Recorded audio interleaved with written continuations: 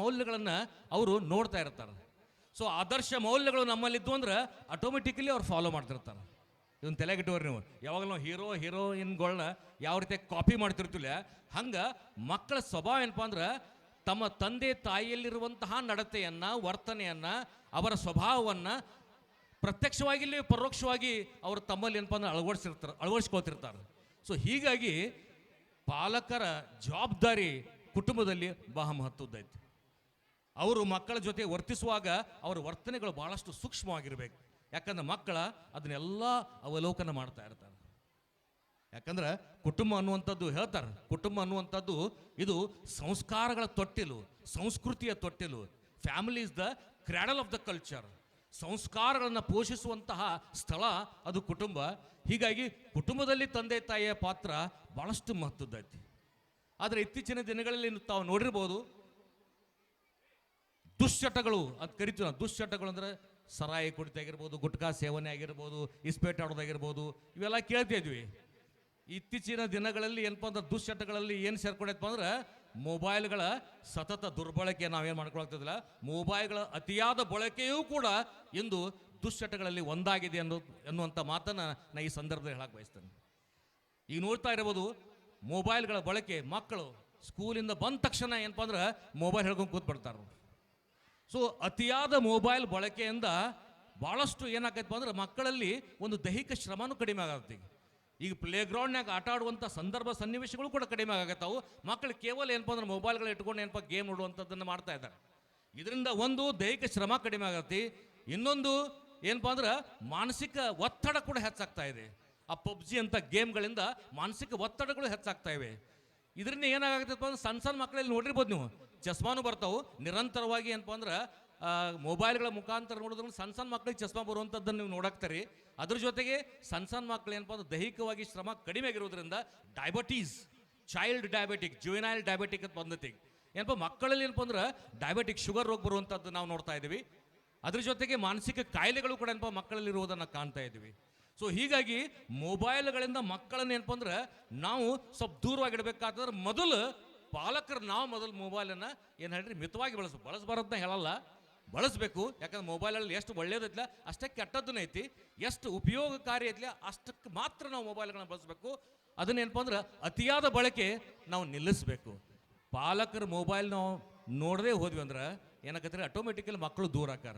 ನಾವೇ ಮೊಬೈಲ್ ಹಿಡ್ಕೊಂಡು ಕೂತು ಅಂದ್ರೆ ಮಕ್ಳು ಎಂತ ಪ್ರಶ್ನೆ ಮಾಡ್ತಾರ, ಮೊಬೈಲ್ ನೋಡ್ಬಾರ್ದಂದ್ರೆ ನೀನು ನೋಡ್ತಿಲ್ಲ ಪ್ರಶ್ನೆ ಮಾಡ್ತಾರ ಅವ್ರು. ಸೊ ಹೀಗಾಗಿ ಮೊಬೈಲ್ ಬಳಕೆಯಿಂದಾಗಿ ಸಣ್ಣ ಮಕ್ಕಳಲ್ಲಿ ಭಾಳಷ್ಟು ಏನಪ್ಪ ಅಂದ್ರೆ ಮರಣಾಂತಿಕ ಕಾಯಿಲೆಗಳು ಬರ್ತಾ ಇರುವುದರ ಹಿನ್ನೆಲೆಯಲ್ಲಿ ಮೊಬೈಲ್ಗಳನ್ನು ಏನಪ್ಪ ಅಂದ್ರೆ ಆದಷ್ಟು ಕಡಿಮೆ ಮಾಡುವ ದಿಸೆಯಲ್ಲಿ ನಾವೆಲ್ಲರೂ ಕೂಡಿ ಪ್ರಯತ್ನ ಮಾಡಬೇಕಾಗೈತಿ. ಒಂದು ಶಾಲಾ ಕಾಲೇಜುಗಳಲ್ಲಿ ಕೂಡ ಶಿಕ್ಷಕರು ಪ್ರಯತ್ನ ಮಾಡಬೇಕಾಗೈತಿ. ಅದ್ರ ಜೊತೆಗೆ ಏನಪ್ಪ ಅಂದ್ರೆ ಕುಟುಂಬದಲ್ಲಿಯೂ ಕೂಡ ಪಾಲಕರ ಆ ಪ್ರಯತ್ನ ಮಾಡಬೇಕಾಗೈತಿ. ಸೊ ಅದರ ಬದಲಾಗಿ ಮಕ್ಕಳಲ್ಲಿ ತಾವು ಏನು ಬೆಳೆಸ್ಬೇಕಪ್ಪ ಅಂದ್ರೆ ಕತೆ ಹೇಳುವಂಥ ಒಂದು ಹ್ಯಾಬಿಟ್ ಡೆವಲಪ್ ಮಾಡ್ಕೋರಿ. ದ ಬೆಸ್ಟ್ ಮಾರಲ್ ಸ್ಟೋರೀಸ್ ಏನಪ್ಪ ಅಂದ್ರೆ ನೀತಿ ಕಥೆಗಳನ್ನು ಮಕ್ಕಳಿಗೆ ಹೇಳ್ರಿ. ಯಾಕಂದ್ರೆ ಮೊದಲಿನ ಕಾಲದಾಗ ನೋಡಿರ್ಬೋದು ನಾವು ಅವಿಭಕ್ತ ಕುಟುಂಬಗಳಲ್ಲಿ ಮೊದಲಿನ ಕಾಲದಾಗ ನಮ್ಮ ಅಜ್ಜ ಅಜ್ಜಿ ನಮ್ಮ ಕತೆ ಹೇಳ್ತಾ ಇದ್ರು. ಸೊ ಅಂಥ ಮೌಲಿಕ ಕಥೆಗಳನ್ನು, ನೀತಿ ಕಥೆಗಳನ್ನು ಮಕ್ಕಳಲ್ಲಿ ಹೇಳ್ರಿ. ಅವ್ರು ಕರ್ಕೊಂಡು ಆಟಕ್ಕೆ ಹೋಗ್ರಿ, ಸೈಕ್ಲಿಂಗ್ ಹೋಗ್ರಿ, ಸ್ವಿಮ್ಮಿಂಗ್ ಹೋಗ್ರಿ. ಸೊ ಈ ರೀತಿಯಾದಂತಹ ಚಟುವಟಿಕೆಗಳನ್ನು ಅವರಲ್ಲಿ ಬಳಸಿದಾಗ ಮಾತ್ರ ನಾವು ಭಾಳಷ್ಟು ಅವರನ್ನು ದೈಹಿಕವಾಗಿ ಮಾನಸಿಕವಾಗಿ ಸದೃಢಗೊಳಿಸೋಕೆ ಸಾಧ್ಯ ಅನ್ನುವಂಥದ್ದು. ಇನ್ನು ಅದರ ಜೊತೆಗೆ ಶಿಕ್ಷಕರು ಇಲ್ಲಿದ್ದೀರಿ, ಶಿಕ್ಷಕರಿಗೂ ಒಂದು ಎರಡು ಅಂಶಗಳನ್ನು ಹೇಳಬೇಕಾದಂದ್ರೆ ಈಗಾಗಲೇ ಅಲ್ಲಾ ಸರ್ ತಮ್ಮ ಇಂಟ್ರೊಡಕ್ಟರಿ ಸ್ಪೀಚ್ನಾಗ ಭಾಳಷ್ಟು ಅಂಶಗಳನ್ನು ಹೇಳ್ರು. ಅದರೊಳಗೆ ಒಂದು ವಿಷಯ ಶಿಕ್ಷಕರಿಗೆ ಹೇಳಬೇಕಾತಂದ್ರೆ ಅವ್ರು ಹೇಳ್ತಾರೆ, ಅರಿಸ್ಟಾಟಲ್ ಒಂದು ಕಡೆ ಹೇಳ್ತಾರೆ ಎಜುಕೇಷನ್ ಅಂದರೆ ಏನು ಅನ್ನುವಂಥದ್ದು ಭಾಳ ಬ್ಯೂಟಿಫುಲ್ ಆಗಿ ಹೇಳ್ತಾರೆ ಅರಿಸ್ಟಾಟಲ್ರವರು. ಎಜುಕೇಷನ್ ಏನಪ್ಪ ಅಂದ್ರೆ educating the mind without educating the heart. Educating the mind without educating the heart is not at all education ಅನ್ನುವಂಥದ್ದನ್ನು ಅರಿಸ್ಟಾಟಲ್ ಅವರು ಹೇಳ್ತಾರೆ. ಸೊ ಶಿಕ್ಷಣ ಯಾವ ರೀತಿಯಾಗಿ ಇರಬೇಕು ಅಂದ್ರೆ ಮಕ್ಕಳ ಮನಸ್ಸನ್ನು ಸ್ಪಂದಿಸುವ ಹಾಗೆ ಇರಬೇಕು, ಮಕ್ಕಳ ಮನಸ್ಸನ್ನು ಸಕಾರಾತ್ಮಕವಾಗಿ ಪರಿವರ್ತನೆ ಮಾಡುವ ದಿಸೆಯಲ್ಲಿ ಇರಬೇಕು ಅನ್ನುವಂಥ ಮಾತು ಅರಿಸ್ಟಾಟಲ್ ರವರು ತಮ್ಮ ಕೊಟೇಶನ್ನಲ್ಲಿ ಹೇಳ್ತಾರೆ. ಸೊ ಈ ಸಂದರ್ಭದಲ್ಲಿ ಒಂದು ನನ್ನ ಅನುಭವ ತಮ್ಮ ಜೊತೆಗೆ ಹಂಚ್ಕೊಳಕ್ಕೆ ಇಚ್ಛೆ ಪಡ್ತೇನೆ. ನಾವು ಟೀಚರ್ಸ್ ಟ್ರೈನಿಂಗ್ ಧಾರವಾಡಕ್ಕೆ ಹೋಗಿದ್ವಿ.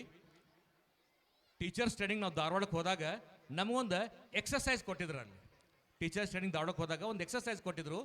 ಏನು ಕೊಟ್ಟಿದ್ರಪ್ಪ ಅಂದ್ರೆ ಎಲ್ಲ ಟೀಚರ್ಸ್ಗೆ 2 ನಿಮಿಷ ಕೊಡ್ತೀವಿ ನಾವು.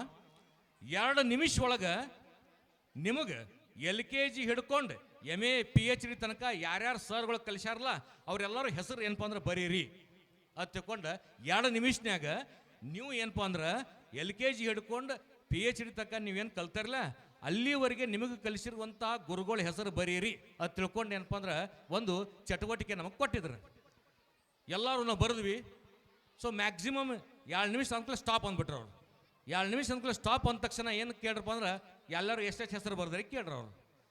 ಅವಾಗ ಮ್ಯಾಕ್ಸಿಮಮ್ 6, 7, 10 ಅದಕ್ಕಿಂತ ಹೆಚ್ಚು ಯಾರೂ ಬರೆದಿರಲಿಲ್ಲ. ನೀವು ನೋಡಿರ್ಬೋದು LKGಯಿಂದ ಏನಪ್ಪ ಅಂದರೆ ಅಪ್ ಟು MA PhD ತನಕ ಅಂದ್ರೆ ಭಾಳಷ್ಟು ಶಿಷ್ಯರು ನಮಗೆ ಭಾಳಷ್ಟು ಟೀಚರ್ಸ್ ಕಲಿಸಿರ್ತಾರೆ. ಆದರೆ ನಾವು ಎಷ್ಟು ಸಾಧ್ಯ ಆಯ್ತು ಅಂದ್ರೆ ಕೇವಲ 8ರಿಂದ 10 ಟೀಚರ್ಸ್ ಅಂತ ಅಷ್ಟೇ ಬರೆಯೋಕ್ಕೆ ಸಾಧ್ಯ ಆಯ್ತು. ಮತ್ತು ಆ 8ರಿಂದ 10 ಟೀಚರ್ಸ್ ಯಾರು? 2 ನಿಮಿಷ ಒಳಗೆ 8ರಿಂದ 10 ಟೀಚರ್ಸ್ ಯಾರವರ? ಅವ್ರು ಯಾರಪ್ಪ ಅಂದ್ರೆ ನಮ್ಮ ಮನಸ್ಸಿನ ಮೇಲೆ ಪ್ರಭಾವ ಬೀರಿದವರು, ನಮಗೆ ಆದರ್ಶವಾದವರು, ನಮ್ಮ ಮನಸ್ಸನ್ನು ಏನಪ್ಪ ನಮ್ಮ ಮನದಾಳದಲ್ಲಿ ಎಳೆದವರು. ಅಂಥ ಟೀಚರ್ಸ್ ಹೆಸರು ಬರೋಕ್ಕೆ ಮಾತ್ರ ಸಾಧ್ಯ. ಸೊ ಹೀಗಾಗಿ ಟೀಚರ್ಸ್ ಆದವ್ರು ಹೆಂಗೆ ಕಲಿಸ್ಬೇಕಪ್ಪ ಅಂದ್ರೆ ವಿದ್ಯಾರ್ಥಿಗಳ ಮನಸ್ಸಿನಲ್ಲಿ ನಾವು ಆವರಿಸಬೇಕು, ವಿದ್ಯಾರ್ಥಿಗಳ ಮನದಾಳದಲ್ಲಿ ನಾವು ನೆಲೆಸಬೇಕು. ಸೊ ಆ ರೀತಿಯಾದಂಥ ಒಂದು ಟೀಚಿಂಗ್ ಕ್ಯಾಲಿಬರ್ ನಮಗೆ ಇರ್ತಿಲ್ಲ, ಆ ರೀತಿಯಾದಂಥ ಟೀಚಿಂಗ್ ಸ್ಕಿಲ್ಸ್ ನಾವು ಡೆವಲಪ್ ಮಾಡ್ಕೋಬೇಕು. ಯಾಕಂದ್ರೆ ಹೇಳ್ತಾರೆ ಈಗ ನಾವು ಭಾಳಷ್ಟು ಏನಪ್ಪ ಈಗ ಹೊಸ NEP ಒಳಗೆ NEP 2020 ಒಳಗೆ ಭಾಳಷ್ಟು ಹೊಸ ಏನಪ್ಪ ಸಿಲೆಬಸ್ಗಳನ್ನ ನಾವು ನೋಡ್ತಾ ಇದ್ದೀವಿ. ಏನಪ್ಪ ಅಂದ್ರೆ ವಿದೌಟ್ ಪ್ರಿಪ್ರೇಷನ್ ನಾವು ಕ್ಲಾಸ್ ಓದಿವಿ ಅಂದ್ರೆ it is an offence. Without preparation if you go to the class it is an offence, ಅದು ಅಪರಾಧ. ಸೊ ಹೀಗಾಗಿ ಟೀಚರ್ಸ್ ಆದರೂ ನಿರಂತರವಾಗಿ ಓದ್ತಾ ಇರಬೇಕು, ಕಲಿಕಾ ಪ್ರಕ್ರಿಯೆಯಲ್ಲಿರಬೇಕು. ನಾ ಟೀಚರ್ ಅದನ್ನು ನನಗೆಲ್ಲ ಬರುತ್ತೆ ನಾ ಯಾಕೆ ಓದಬೇಕು ಅಂತಂದ್ರೆ ಇಫೆಕ್ಟಿವ್ ಟೀಚಿಂಗ್ ಆಗಂಗಿಲ್ಲ. ಸೊ ಇಫೆಕ್ಟಿವ್ ಟೀಚಿಂಗ್ ಆಗಬೇಕಾತಂದ್ರೆ ವಿದ್ಯಾರ್ಥಿಗಳ ಮನಸ್ಸನ್ನು ನೀವು ಗೆಲ್ಲಬೇಕಾತಂದ್ರೆ ನೀವು ಏನಪ್ಪ ಅಂದ್ರೆ ಪ್ರಿಪ್ರೇಷನ್ ಮಾಡಲೇಬೇಕು, ದಿನನಿತ್ಯ ಓದ್ತಾ ಇರಬೇಕು. ಯಾಕಂದ್ರೆ ಇವತ್ತಿನ 21ನೇ ಶತಮಾನದಲ್ಲಿ ಟೀಚಿಂಗ ಅಷ್ಟು ಈಸಿ ಇಲ್ಲ, ಇಟ್ಸ್ ವೆರಿ ಚಾಲೆಂಜಿಂಗ್. ಯಾಕಂದ್ರೆ ಇವತ್ತು ಗೂಗಲ್, ಯೂಟ್ಯೂಬ್, ಆನ್ಲೈನ್ ಪ್ಲ್ಯಾಟ್ಫಾರ್ಮ್ ಒಳಗೆ ವಿದ್ಯಾರ್ಥಿಗಳು ಎಲ್ಲ ವಿಷಯಗಳನ್ನು ತಿಳ್ಕೊಂಡ್ಬಿಟ್ಟಿರ್ತಾರೆ. ವಿದ್ಯಾರ್ಥಿಗಳು ನಮ್ಗಿಂತ ಅಹೆಡ್ ಇರ್ತಾರೆ. ಎಲ್ಲ ವಿಷಯಗಳನ್ನು ಯೂಟ್ಯೂಬ್ಗಳ ಮುಖಾಂತರ, ಗೂಗಲ್ಗಳ ಮುಖಾಂತರ ತಿಳ್ಕೊಂಡಿರ್ತಾರೋ. ಸೊ ಆ ಯೂಟ್ಯೂಬ್ ಮತ್ತು ಗೂಗಲ್ಗಳಲ್ಲಿ ಇರದೇ ಇರುವಂತಹ ವಿಷಯಗಳನ್ನು ವಿದ್ಯಾರ್ಥಿಗಳಿಗೆ ತಿಳಿಸುವಂಥದ್ದು ಏನಿಲ್ಲ, ಇದು ನಿಜವಾಗಿಯೂ ಟೀಚರ್ಗೆ ಒಂದು ಸವಾಲಿನ ಕೆಲಸ ತಿಳ್ಕೊಂಡು ಈ ಸಂದರ್ಭದಲ್ಲಿ ಹೇಳಕ್ಕೆ ಬಯಸ್ತೇನೆ.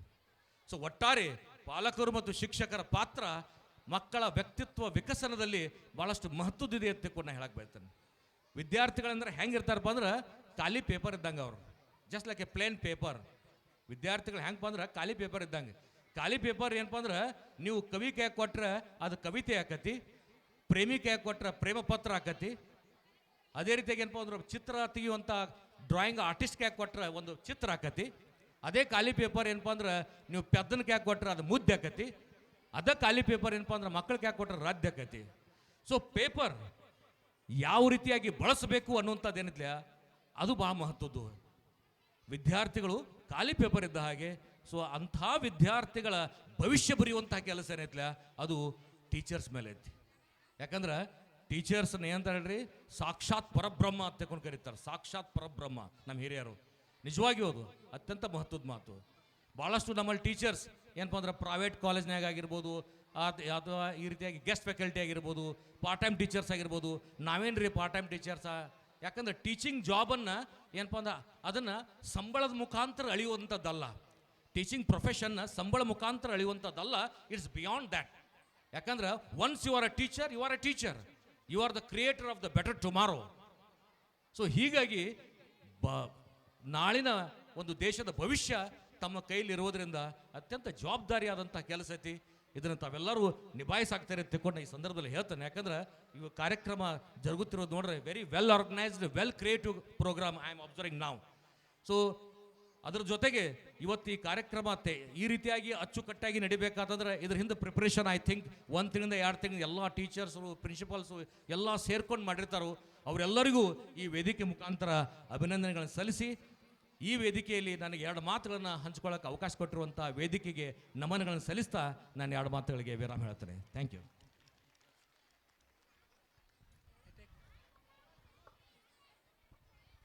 Thank you, sir, for your indeed motivation. Next, I call upon Sadhvi and Pratham on dais to handle the next program.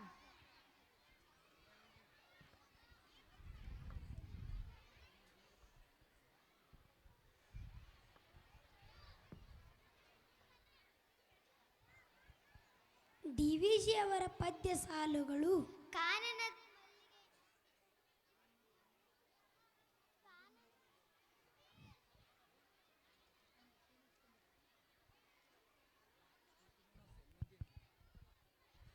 I request Nandini Kulkarni Madam to address today's function.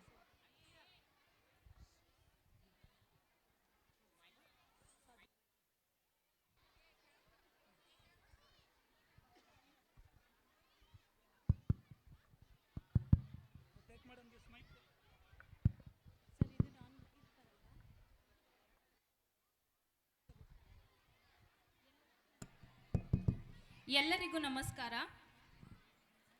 Shri Sadguru Sharanabasaveshwara English medium CBSE school ಹಳಂಗಳಿ.